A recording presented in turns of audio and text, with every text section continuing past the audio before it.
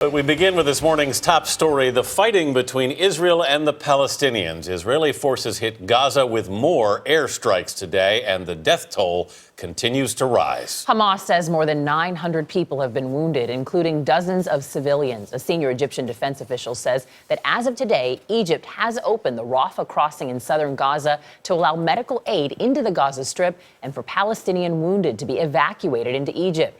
Holly Williams is in Gaza City with the latest. Holly, good morning.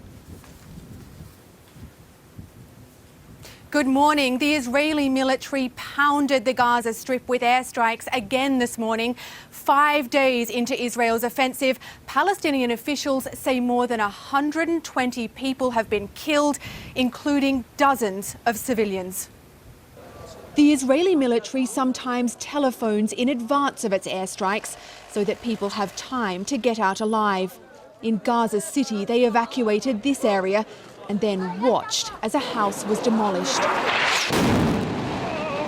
Israel says it's targeting terrorist command centres, though in reality they're often the homes of militants, where children and other civilians have become collateral damage. An Israeli airstrike demolished 77-year-old Ibrahim Daoud's house yesterday. And like many Palestinians, he feels a powerless rage. I wish I were a young man, he said. I could wear a suicide belt and go and blow myself up in Tel Aviv. Palestinian militants have fired hundreds of rockets at Israel during this escalation. They've caused some injuries and damage to buildings, but so far no Israelis have been killed, thanks in part to the country's Iron Dome anti-missile defense system, which shoots the rockets down. In Gaza, they have no protection, and more are dying every day. At this funeral yesterday, they buried 5 members of one family.